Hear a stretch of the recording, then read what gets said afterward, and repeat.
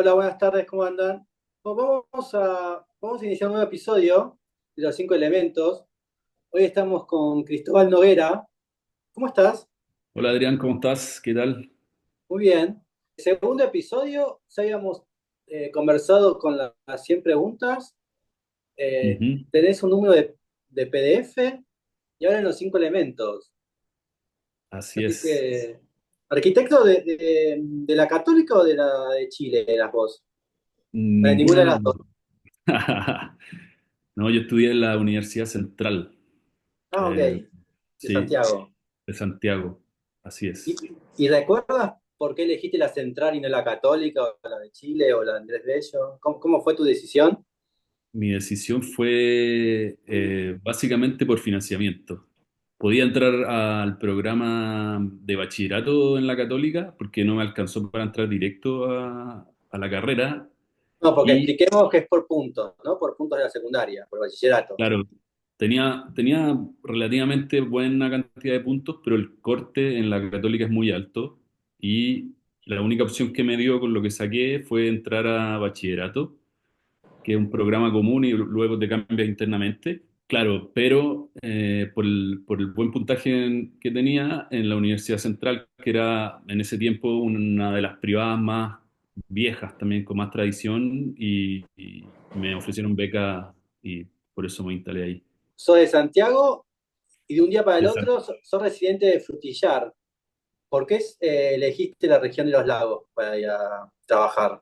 La decisión, claro, santiaguino, nacido y criado en Santiago, y después que estuve haciendo los estudios de posgrado, decidimos con mi mujer que no queríamos vivir en Santiago, que queríamos tener una vida un poco más tranquila, y ahí buscamos distintas posibilidades, pero estaba muy amarrado también a que ya tenía una carrera de docente y tenía que haber universidad para seguir un poco metido en la universidad y las posibilidades que tenía acá en Puerto Montt se dieron porque yo trabajaba en Santiago en la Diego Portales, en la Universidad Diego Portales, y en el año 2014 más o menos empecé a trabajar también en la Universidad San Sebastián.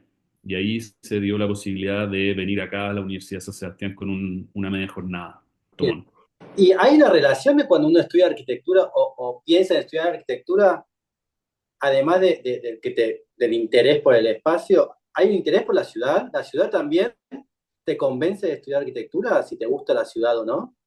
Sí, sí, sí. En mi caso, 100%. En ese sentido, siempre fue una atracción como muy convencional, podríamos decir, a la profesión. Y mirando siempre, claro, ese arquitecto que antes la formación del arquitecto tal vez estaba más cargada al urbanismo y al diseño en paralelo. Hoy probablemente hay ciertas escuelas que todavía tienen el urbanismo dentro de la malla, pero sí, yo siempre convencido y amante de la ciudad por lo que significa y todo eso. Entonces, no podría decir que no tengo esa cercanía por lo urbano. Y antes de empezar con lo que has enviado, ¿hay una arquitectura propia en la región de los lagos? ¿Hay un estilo propio, una estética propia? ¿Tú dices de los contemporáneos o Sí, no, entre ustedes. yo creo que cada vez más se podría decir que se está articulando un lenguaje en torno a la arquitectura. Empieza a haber el uso del material por un lado, pero hay una arquitectura que es muy afín con el clima y la naturaleza. Es decir, acá todo es lidiar constantemente con la temperatura, con el viento, con el agua, lo que hace finalmente que, al menos espacialmente, lo que uno hace, creo yo, hoy día esté bastante en un proceso de la búsqueda como de un lenguaje común, tal vez, pero incipiente. Ha llegado mucha gente, ha llegado mucho arquitecto a la zona. Acá en Chile ya vemos muchos arquitectos y también por la versatilidad probablemente de la profesión y después de pandemia y todo eso se produjo una gran migración de gente aquí a la zona. Bien. Bueno, ya en tu presentación pones arquitectura, territorio y sustentabilidad, así que ya esas palabras que has dicho están ahí. Sí, o sea, bueno, es un poco las áreas de expertise que hemos tratado de desarrollar como oficina y tratando de buscar proyectos en eso. En general, lo que es el territorio es algo que hoy día, incluso el paisajismo desde de la arquitectura del paisaje, es algo que a mí me atrae mucho y que ha sido una agenda que he podido explorar muy fuertemente con lo que hago en la universidad y también con encargos dentro de la oficina. Bien. Y has elegido como obra propia el Hotel Silverstone. Contándonos algo y el por qué la has elegido. Bueno, lo elegí porque probablemente es la obra más relevante en la que he estado involucrado en mi carrera, además de en el último tiempo. Y claro, me apareció esta posibilidad de diseñar un hotel en el Colorado, en Estados Unidos, un hotel muy pequeñito, de 10 habitaciones, en un pueblo que está medio olvidado del tiempo, un viejo pueblo minero, que es el pueblo de Silverton, donde se dedicaban a la extracción de plata y donde hay una serie de infraestructura minera que es parte como del atractivo de la región.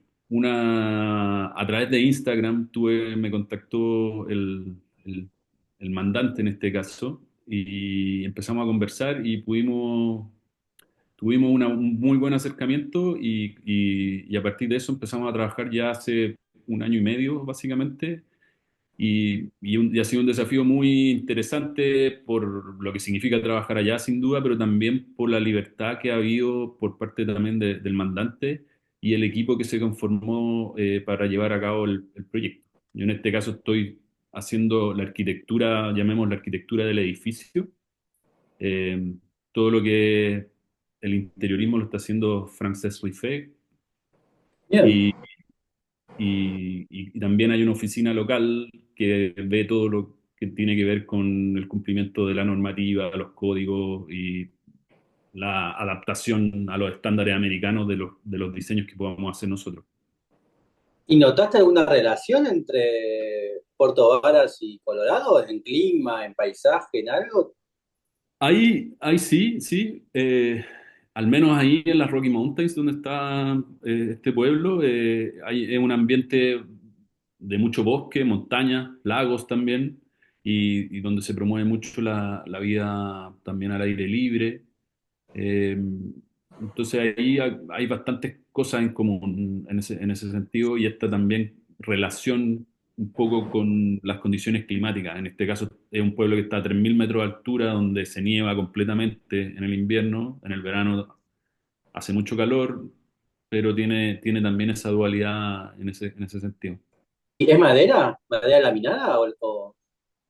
Es un edificio que lo planteamos desde un inicio como un prefabricado en CLT, en, es decir, todo panelizado en panel de madera y que fuese prefabricado dado el ciclo climático que hay para construir. Es decir, la temporada de construcción es muy acotada porque tiene el ciclo de nieve, entonces teníamos que optar por una estrategia que nos permitiese usar esa ventana. Y ahí apareció el tema de la madera laminada, que también tiene mucho arraigo un poco a estas estructuras que ahora están en la imagen. Sí. Eh, que son estas grandes estructuras mineras que están desperdigadas en este caso por el paisaje y que también tienen esta expresión de esta madera como quemada, producto del clima y que fue una inspiración en ese sentido. Y también estas son residencias, ¿no?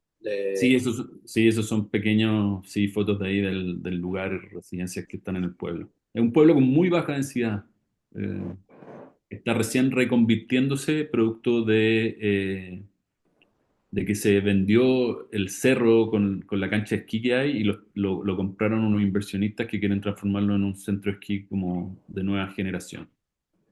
¿Qué sentís o cómo viste este trabajo en Estados Unidos? ¿Qué podías vos desde Chile proponer de diferente o qué pudiste sumar?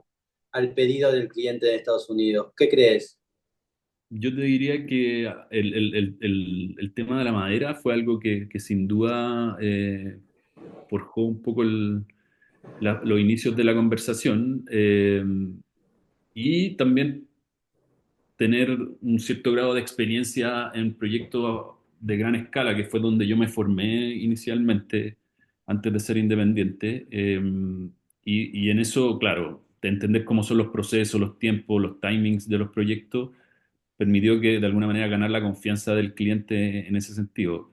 Y la conversación más de arquitectura tuvo que ver con cómo reinterpretar también estos aspectos que tenían que ver con el patrimonio local, y también entender la madera hoy día como una solución que nos permite ganar tiempo por la prefabricación, pero también a su vez tener un edificio que sea que tenga baja huella de carbono en su vida completa. Bien. Porque hay como una relación, ¿no? Porque casi siempre toda América suele ser mampuesto, suele ser como italiana o española, ¿no? Como Ajá. Estados Unidos tiene una relación más de Inglaterra de madera, ¿no? Y ustedes tienen como una relación alemana en el sur, que es también la madera. Entonces, en un punto no están tan relacionados al mampuesto como el resto de Latinoamérica, ustedes, en ámbitos generales, ¿no? Digo. Claro, acá en la zona sur de Chile, producto de que la madera estaba acá en el territorio, se desarrolló mucha arquitectura con madera, más aún cuando después llega la influencia de los alemanes y aparece también la escuela de carpinteros de Chiloé y toda la tradición constructiva en torno a los botes, que es algo que también es parte del patrimonio de la región. Y por otro lado, el desarrollo, yo diría también de los últimos 50 años, tal vez, de la industria maderera local. En Chile la industria maderera es una industria fuerte, y probablemente eso también ha hecho que hoy de alguna manera hay un fuerte arraigo constructivo con el material. Y como dices tú, claro, las mamposterías que eran algo muy tal vez latino, acá están bastante relegadas en ese sentido. Sí, yo aquí pasaría rápidamente, solo para explicar un poco que el terreno es un terreno muy angosto, con una crujía de 7,5 metros de ancho por 30 de fondo, y con salida a una calle principal y una calle trasera, las típicas calles de servicio americanas que dan por la parte posterior. Eh, y claro, ahí el desafío era cómo articular de alguna manera un partido general donde nos permitiese habitar el corazón de este proyecto, dado que los vecinos van a ser fachadas continuas. Hoy día no están edificados los dos vecinos, pero por normativa tiene que ser una construcción de fachada continua hacia los costados, sino que más bien teníamos una fachada frontal, una cubierta y una fachada trasera. Y ahí Bien. fue donde un poco la estrategia fue dividir esto en dos, y tener este gran atrio central donde está la escalera, que Este. básicamente es una gran lucarna, no, en el centro, ahí es donde Ah, está el... Sí, entonces dividir en dos el partido del edificio, teniendo la mitad del programa hacia adelante, a la calle principal, donde hay un café, que es lo que indicabas tú inicialmente, un café sobre el frente, y el hotel y el resto de las piezas quedan hacia atrás.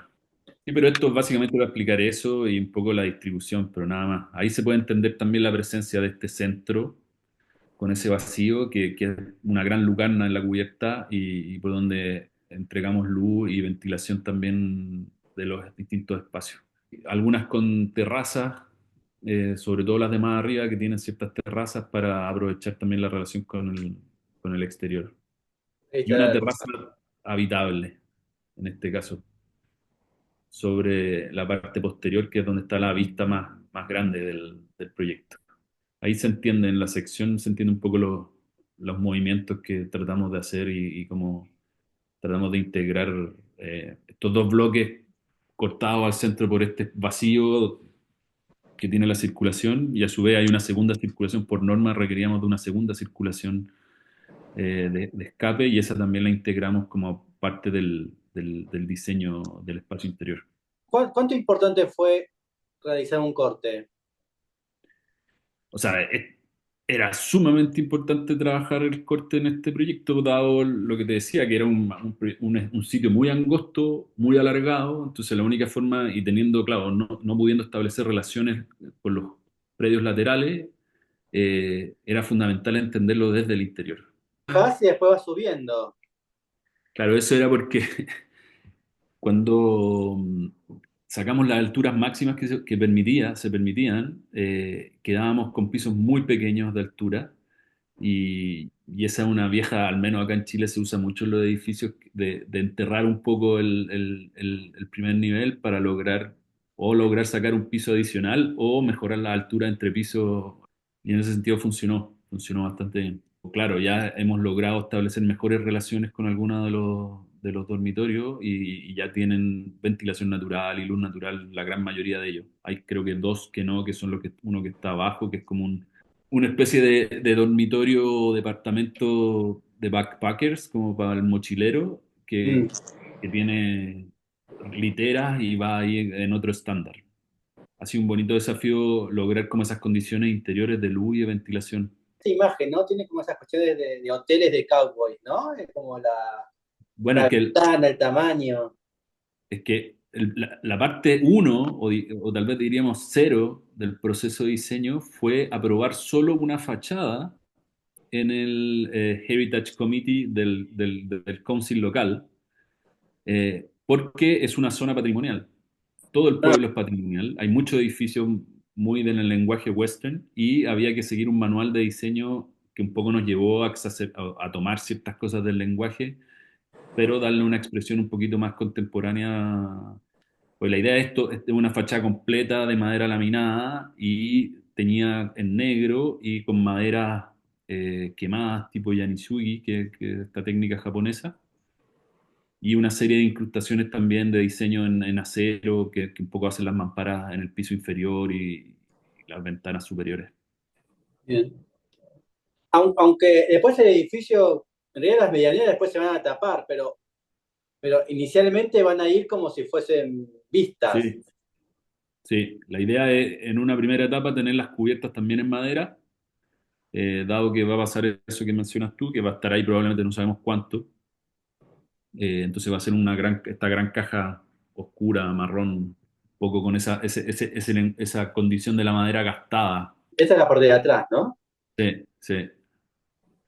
Claro, esa es la cara trasera, pero que a su vez es la que tiene la mejor vista. Tiene esa como ambigüedad de la cara pública que se abre como a la calle principal y esta otra vista trasera que es la que tiene mejor vista porque tiene la gran montaña que es propia del pueblo y claro, tiene una relación con el contexto mayor y por eso arriba aparece la terraza Listo. en la parte trasera, sí, sí. ¿Y te sentiste restringido por ser un espacio patrimonial o hubieses hecho lo mismo si no hubiese sido patrimonial? No, o sea, el nivel normativo de los americanos es brutal. O sea, el nivel de restricciones es muy brutal en ese sentido. ¿Sí? Acá en Latinoamérica, uno podría decir que prácticamente hace lo que quiere.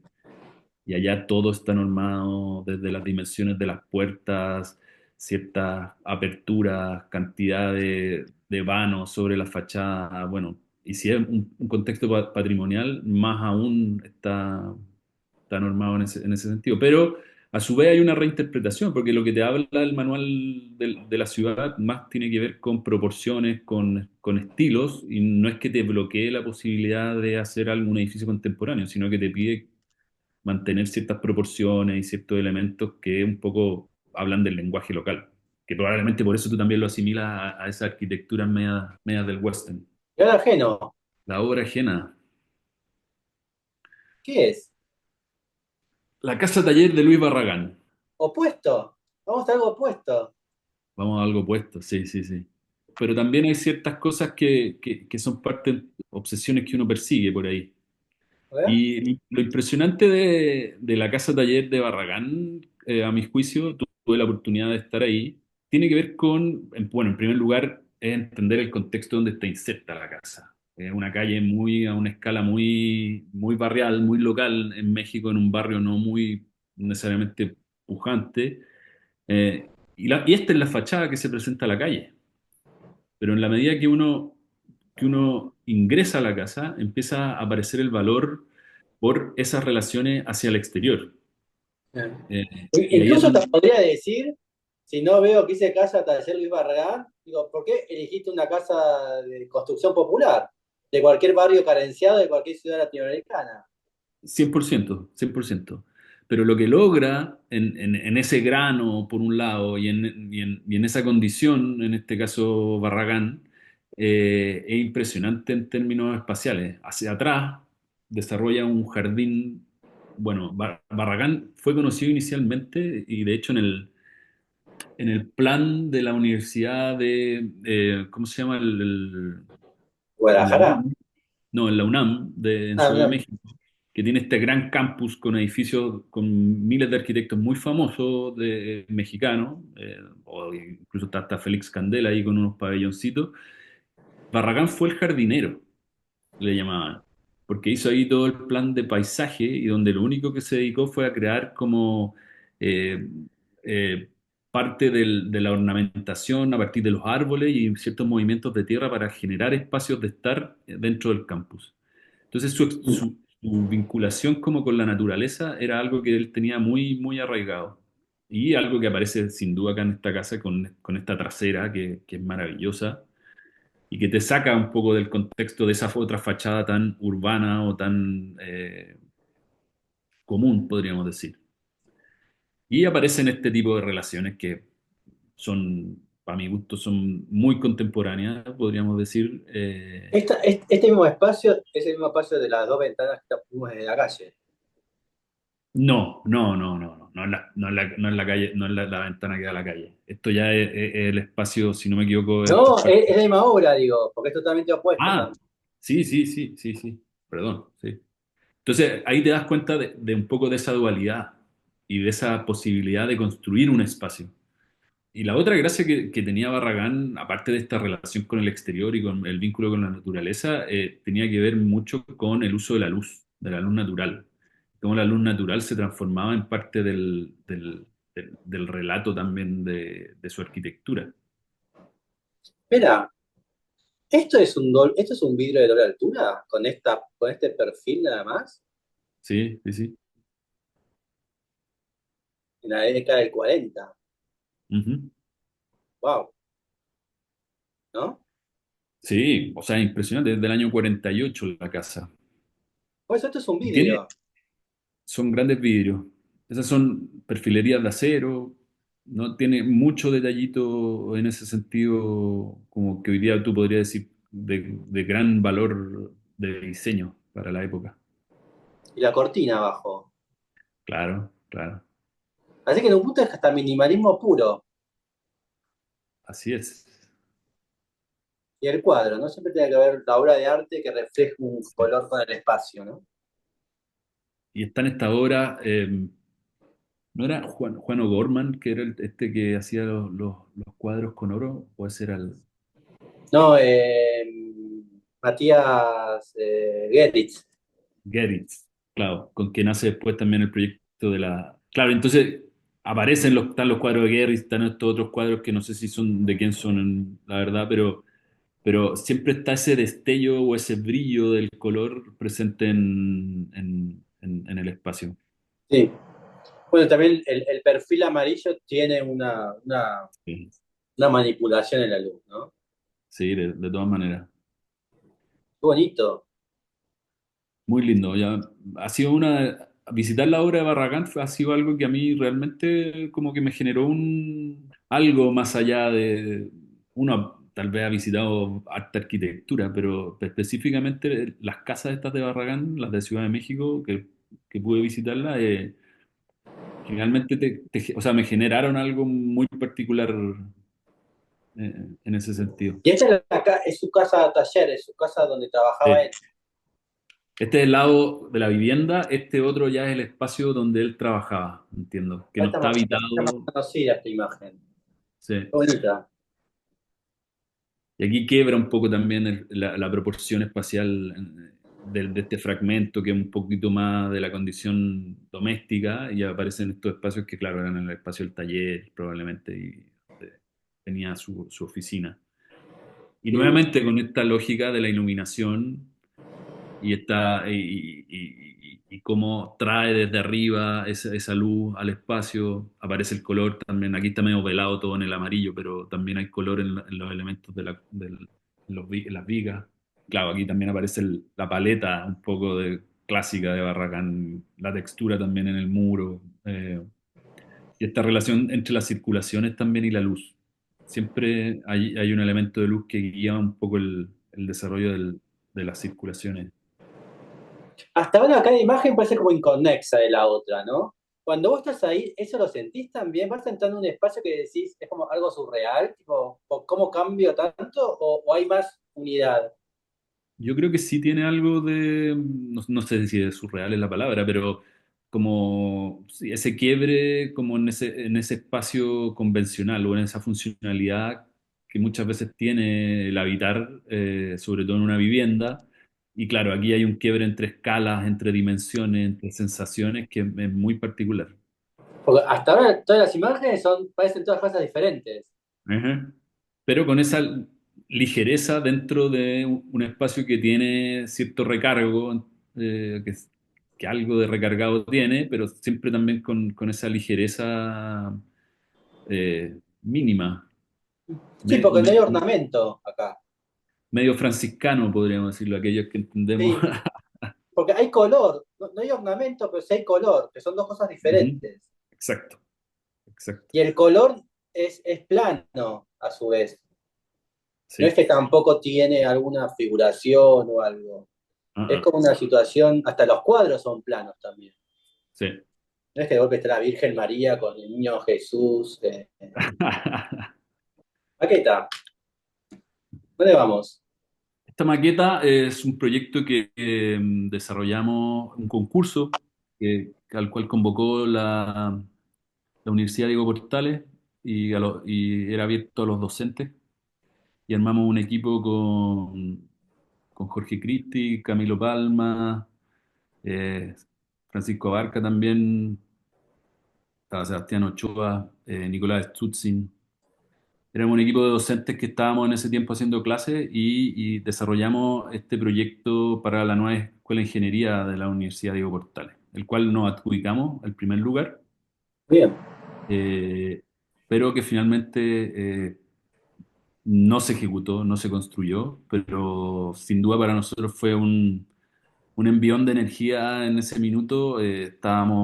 Todavía éramos almas jóvenes que estábamos concursando mucho, haciendo mucho concurso, con la frustración que tiene hacer tanto concurso de arquitectura y al fin pudimos lograr en este caso eh, ganar el proyecto.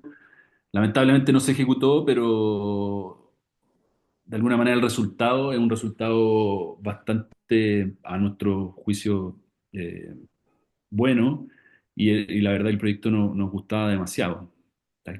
Había una exploración un poco en estas obras vaciadas, como de Chillida, un poco, y Oteiza, en el sentido de esta escultura De las gradaciones, ¿no? de las gradaciones del volumen.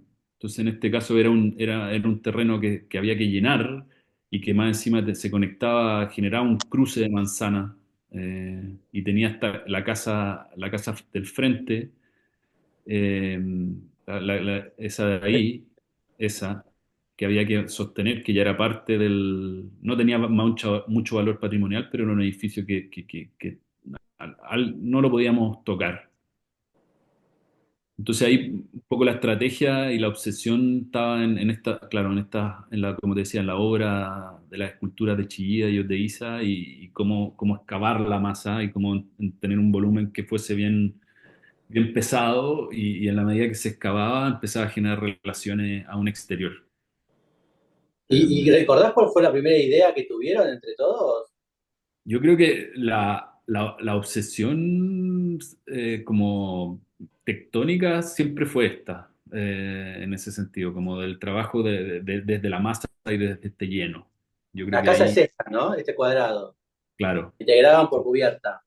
exacto, en un plano público, creo que eran 2 o 3 niveles arriba de la calle, y ahí se generaba una gran plaza sobre el edificio existente. Y Y, unir a los demás.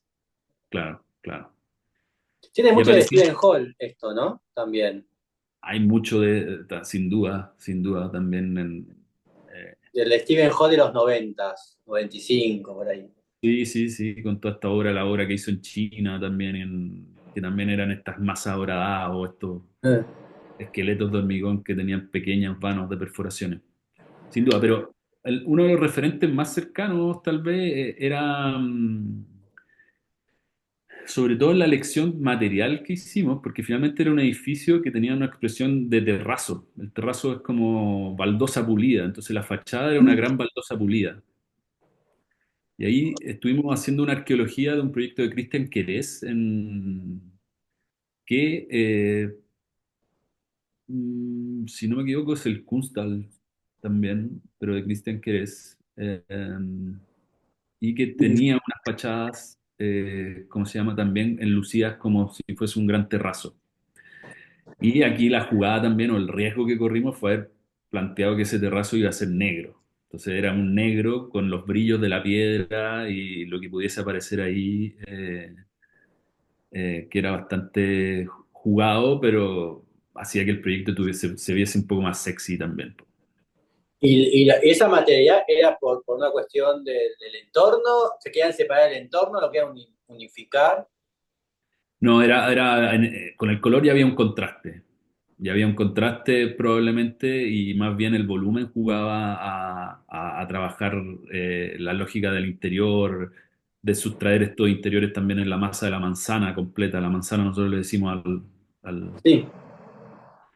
eh, y, y eso, en general era eso, pero ya como te digo, la casa era blanca.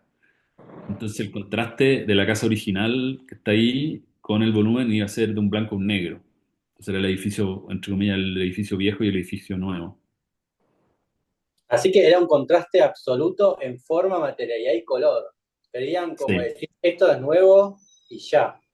esto es nuevo y ya, así es. Bueno, la UDP ha hecho muchos edificios ahí en el barrio República. Y siempre con la misma estética de oponerse.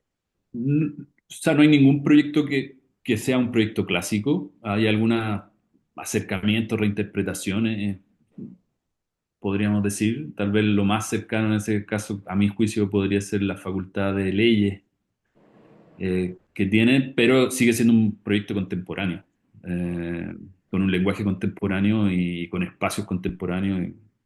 Entonces no. Los ingresos están buenos ahí abajo. Sí, claro, porque era esta fachada tan pesada, y ahí de alguna manera el plano se quebraba. Eso fue, le dimos mucha vuelta. Se quebraba el plano y te hacía entrar y entraba a la calle, porque aquí había una conexión de un pasaje interno que te llevaba al otro lado de la manzana igual. Igual también hay una cuestión de que cuando también tenías un vecino que se quiso oponer. Entonces, a veces cuando todos los vecinos son en contraste y el contorno está pidiendo que seas contraste también.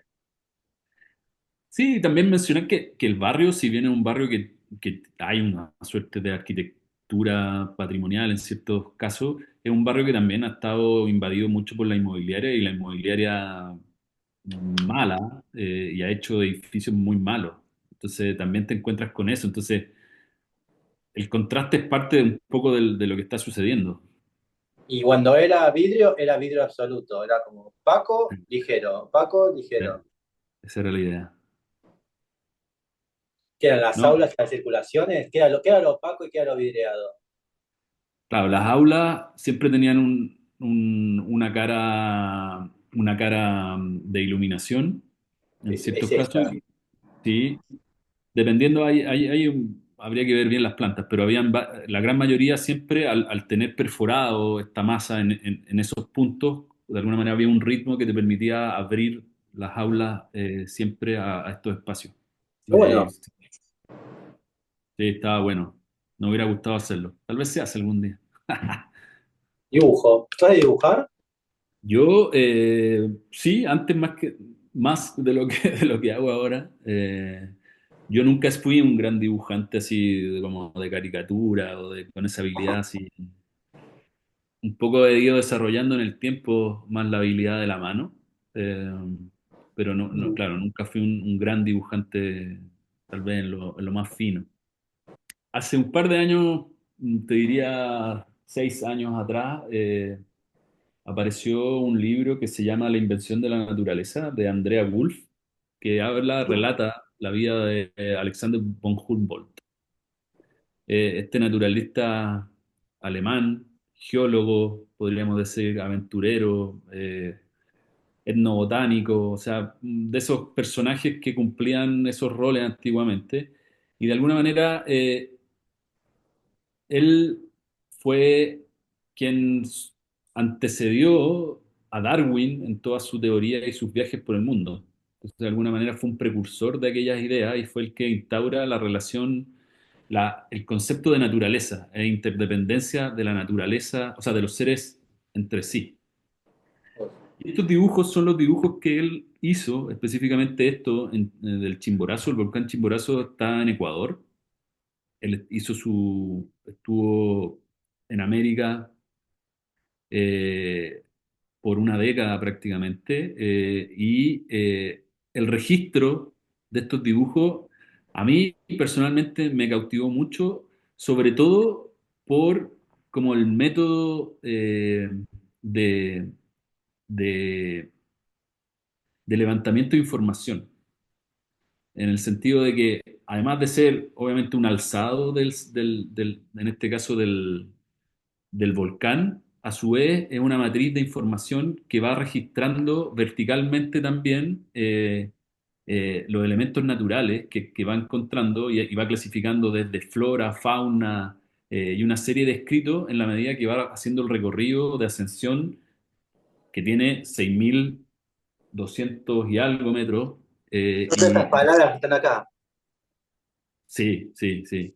Entonces, como método de registro, como método de levantamiento de información me parece hermoso y aparte del dibujo en sí mismo, pero insisto, es la lógica de ser una sección que además está estratificada y tiene una lógica en ese sentido muy, muy arquitectónica y también en el ir midiendo y ir clasificando cosas a partir del mismo registro de dibujo.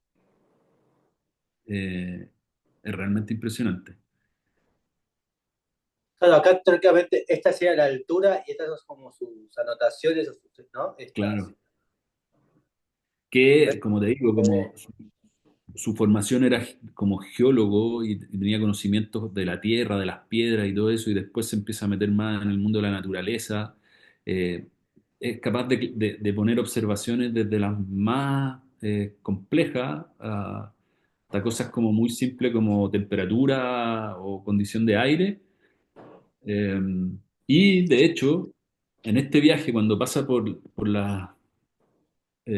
Venezuela, es donde él hace el primer como planteamiento respecto del cambio climático y de Oh, cómo el proceso de colonización española en ese minuto, en estos valles en Venezuela, ya estaba generando el hecho de limpiar la selva para cultivar, meter el cultivo masivo, ya estaba generando efectos en el entorno producto de esos cambios de condiciones naturales del lugar y trayendo también, obviamente, especies que no necesariamente eran mm. del lugar. Tuvo repercusión posteriormente en los siguientes naturalistas, como Darwin, como te decía, y otros, y después se utilizó como un método de representación para hacer estos levantamientos de campo. Claro, y la tercera imagen ya no es de Humboldt, sino que es de otro naturalista posterior, pero usa los registros de Humboldt, como el del Chimborazo, y hace un registro como de... Y por eso lo entretenido de esto es como la comparación entre los distintos cordones montañosos, porque están desde los Himalayas hasta los Andes. Ahí hay otro de Tenerife que también es parte de lo que hizo Humboldt. Eh, Tenerife, Andes, Estos son los Himalaya, Himalayas, Alpes, los Alpes y no sé qué es, Lapland, no sé qué es eso. Lapland, no sé dónde será Lapland. pero de alguna manera también aparece esa condición como de escala en el registro que me parece también que es muy interesante. Más Sí, allá que de como hizo Kulhas, tal vez bueno, Kulhas Ajá. hacía como el ranking de las torres, Sí, sí, sí, sí. bueno, iconografías. Sí, de todas maneras. Y también vea que es curioso, ¿no? Cómo fue marcando como si fuese la tipología de la torre, ¿no? Sí, Cuándo sí. es cumbre, cuándo es pastor, ¿no? Cultivable o base, ¿no? También hay como un registro como de escala. Programático, claro. Exacto, de programa, ¿no? Y cada programa un color. Lo que te gustó o qué ves acá para tu propio trabajo. Aquí empieza, claro, como te decía al inicio, aquí hay una agenda en torno como al territorio y el paisaje que parte con mi estudio de posgrado y donde aparece esta lógica que alguna vez un compañero de trabajo en la universidad me dice, estás dedicado a formar arquitectos geógrafos. Eh, que tiene, que tiene que ver con esa mirada un poquito más local al aprendizaje local, sobre todo, no sé, en lo que sucede acá, con los estudiantes que están acá, que no son habitantes de la urbe, sino que son más bien habitantes de un paisaje, y un paisaje con recursos naturales exuberantes. Y ahí es donde empieza como estos métodos de observación un poquito más territoriales. Entonces ahí, sin duda, cuando me llega este libro, que aparte el libro está muy bien escrito, y empiezan a aparecer entre medio de las páginas estos registros, me pareció alucinante. Y yo ya venía también estudiando a Ian McCart, un arquitecto del paisaje americano, que es como el padre del mapping y de la arquitectura del paisaje, que también tiene esta visión como desde el territorio, la observación desde el territorio para planificar y bueno, en fin. Pero tiene que ver con eso, con una visión sobre el territorio y la agenda que hemos podido armar y desarrollar también en los parques nacionales, tanto con la universidad y yo también como oficina, que también he tenido la posibilidad de trabajar ahí. En tu pasado urbano, en tu pasado prohibido urbano, ¿vos ya notabas esto o esto fue todo como un redescubrimiento tuyo del paisaje ya No, en el no, sur? no, mi vida como arquitecto urbano era la vida del arquitecto, era el detalle, la fachada. Siempre mi aproximación ha sido muy desde ahí, desde lo técnico, en ese sentido. Y después, claro, cuando hago el magíster en Australia, ahí los australianos tienen esta visión un poco ¿Pero eso se lo habías hecho previo al sur o eras previo al urbano? sur, Ah, previo al sur. ¿aprovechaste el tiempo de Australia para hacer los cursos de Murkut o no? No, no hice la masterclass de él, lo tuve como profesor invitado Ah, en el magíster y no, una persona maravillosa. ¿qué fue qué es lo que más recordás de esa clase, esas 2 horas que escuchaste de él? Tiene que ver con lo mismo que estamos hablando, como salir de la arquitectura y observar cómo de alguna manera lo que él plantea es como que la arquitectura es este elemento de transferencia, entre comillas, entre la naturaleza y la vida del ser humano. Entonces, esa máquina que es la arquitectura tiene que responder muy bien a esas condiciones como de la naturaleza. Entonces, hay una lectura del territorio, hay una lectura de conocimientos ancestrales de cómo se vive en esa tierra o específica hasta cosas como la iluminación, el viento, el agua y la simpleza como de ese vivir. Vamos Eh, al objeto, dale, Aldo Rossi, Aldo Rossi. Ya, este es un compañero a esta altura de vida también. ¿la La cafetera o cafetera. Aldo Rossi? No, la cafetera más que Aldo Rossi. Ah, no sos posmoderno, sos cafetero. Soy cafetero 100%. No, no diría que soy un gran fan de Aldo Rossi, pero sí, tiene cosas Bueno, yo siempre muy... tengo, bueno, ya terminé, pero siempre tengo mi café, así que soy cafetero. Y esto fue, claro, una cafetera que me la regalaron hace, yo creo, no sé, 12 años atrás. Un gran amigo arquitecto, Nicolás Stutzik también, y que hasta el día de hoy vive conmigo. Y uno pudiese, hay muchos de estos objetos que son diseñados por arquitectos, o pensemos, no sé, en Philip Stark y toda esta gente que ha avanzado en diseños y cosas, y que no son muy funcionales. Pero siendo una cafetera italiana, esta cafetera me ha acompañado durante más de, como te digo, 12 años. Y el clásico o la clásica pana, nosotros decimos falla, la pana, la falla que tienen es ese ribete de plástico que tiene en el sello cuando cierra. La típica italiana, la Ferretti o Sí, la Moca. la Moca, sí, todas joden en ese sello. Esta lleva 12 años y nunca he tenido que hacerle nada. Está ahí funcionando todas las mañanas, sale su café ¿De cuántos y uno, pocillos es esta? dos, dos, dos. Ah, yo tengo la de uno. No esta, la común, la Moca de uno. Sí, Así que es chiquita. no es tan, o sea, de expreso a lo italiano deben salir cuatro, pero si te Ah, quieres una taza más grande, claro, son dos. ok. Pero, pero no, debe tener 30 centímetros de alto, más o Ah, menos. no, no, yo tengo la chiquita, la de uno, la expreso de uno. Ahora que Vale. yo después me lo hago tipo americano, después lo, Sí, lo, lo sí. hago lo cocino con agua caliente. Pero es un objeto, como te digo, aparte de ser parte de mi cotidianidad, es un objeto que para ser de estos objetos de diseñadores tan connotados que muchas veces no funcionan, como el exprimidor de Philips Stark que tira Sí. el jugo para cualquier lado. En este caso, esto sí es un objeto muy funcional y como te digo, que está bien solucionado y no ha tenido problemas. La tapita, ¿no? Los dos iconos como postmodernos es Sí, ¿no? la pelota superior y el pico también. El pico.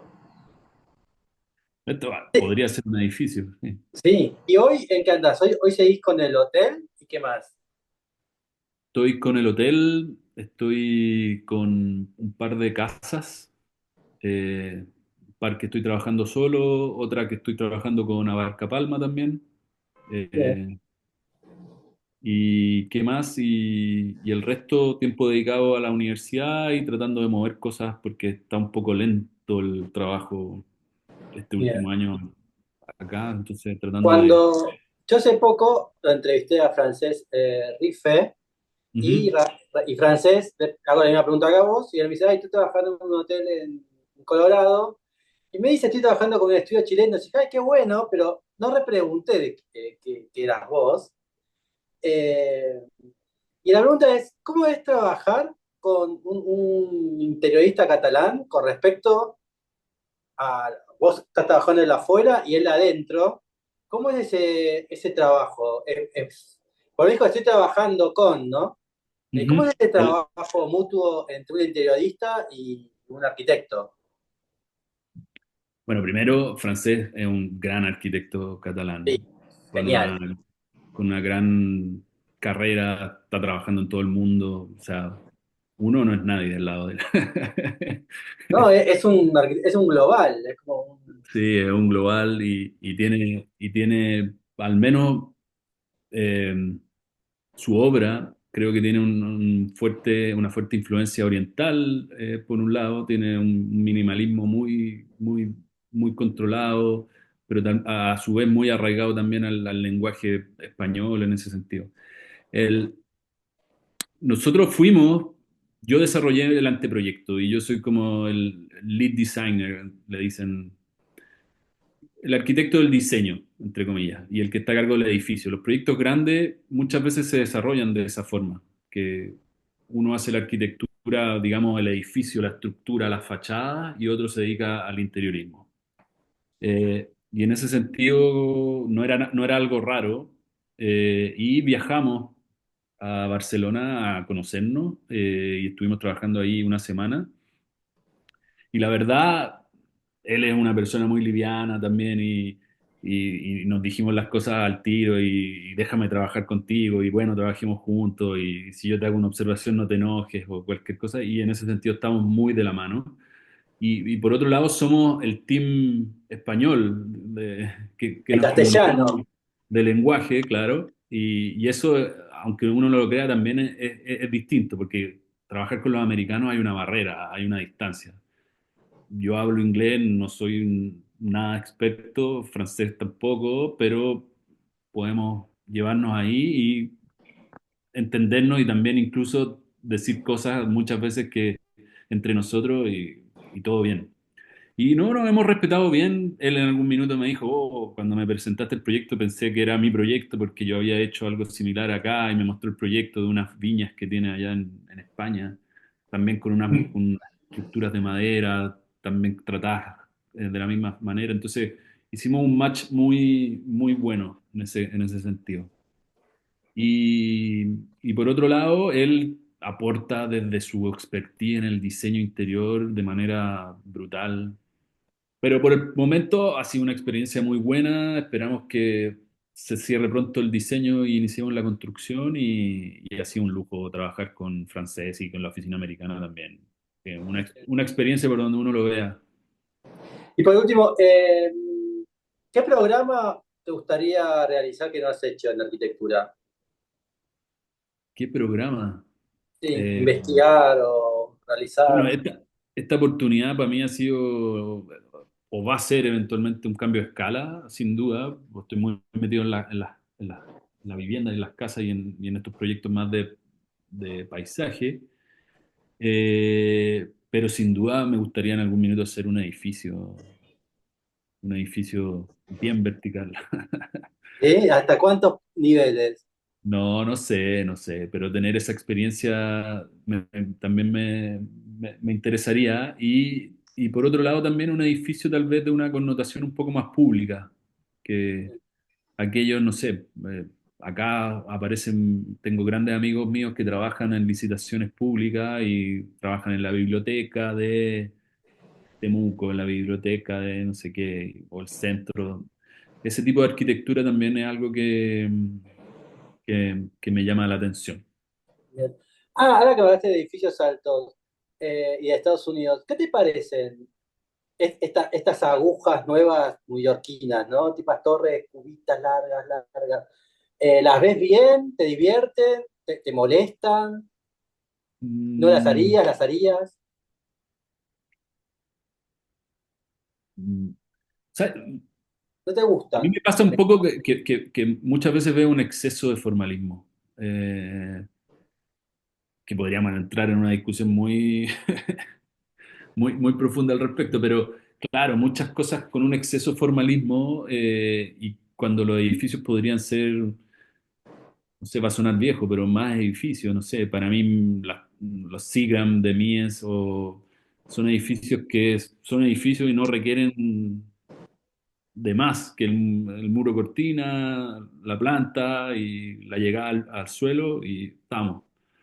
Y hoy día, claro, tú ves un poco cómo es la aproximación de muchas oficinas a esa como propuesta formal y un poco hay un cierto grado de alarde ahí. Que es raro, es complejo, creo yo. El mismo Koolhaas, no sé, uno de esos edificios grandes que hizo en Holanda últimamente, es bastante racional, que esta torre como que está Sí, desfasada. Es un edificio, pero no son estos edificios de Vic, como que son estas formas que se deshacen en la base o no sé, me provoca ahí un poco desde el formalismo. Eh, bien. Culjas, ya hablamos, lo nombré dos veces. ¿Sigue teniendo relevancia o ya no? o sea, yo creo que todavía, y hasta que probablemente no se muera, va a ser uno, por un lado, uno de los ¿Pero teóricos más... es solo para nosotros que lo queremos de la década del 90 o hay chicos de 20 que están pensando en él también, como pensábamos nosotros? ¿Cómo lo O sea, ves? yo todavía al menos enseño utilizando a Koolhaas algunos de sus Sí, yo textos. también lo uso siempre. Yo creo que hoy día, no sé, sigue estando en todas las escuelas de arquitectura. Mm. su relevancia como en la arquitectura propia y dura, yo creo que ha tendido a salirse un poco de la escena, no porque necesariamente está haciendo cosas malas, sino porque hay otros que están haciendo más ruido. Y Será como el de Corbusier de nuestros abuelos? yo creo, o sea, ¿Sí? para, sí, sin duda, o sea, debe ser uno, como te digo, uno de los más relevantes teóricos, arquitectos del siglo XX, siglo XXI. Sí. La Eh, verdad que hay muchos que enseñamos los libros de él, ¿no? En las clases. Lo usamos como nosotros hemos leído a Le Corbusier porque nuestros profesores nos daban Le Corbusier, ¿no? y cómo se sigue también sacando a Archigram o a todas las vanguardias o de esa época. Y que claro, hoy día, ¿qué? ¿Se enseñan cosas? Sí, se enseñan cosas. Hay teóricos hablando de cosas, pero los teóricos siguen usando referencias de Sí, la misma referencia que estamos hablando. No es que hoy día estén citando, no sé, a Bjarke Engel. no, tal vez lo harán nuestros alumnos cuando tengan 40 años. Claro, no sé. Eh, Así que, bueno, bueno, nos veremos el día que llegue a la región de los lagos. Hace 4 años que digo lo mismo y nunca llego, pero bueno, un día voy a ir. en algún minuto yo supe que venías, pero Sí, no. pero no encuentro capitalista. Bueno, ahora que está mejor el cambio, Sí, sí, ahora capaz, es más eh, fácil. más fácil. Así que bueno, muchísimas gracias. Nos veremos en cualquier momento. Gracias a ti y un gusto haber participado por segunda vez. ¿Ves? Vos estás en región del lago, se ve un pino y a mí se ve una torre. Ahí, Los balcones. Dale. con balcón. Chao, hasta la próxima. Chao, nos vemos, gracias. Chao, chao.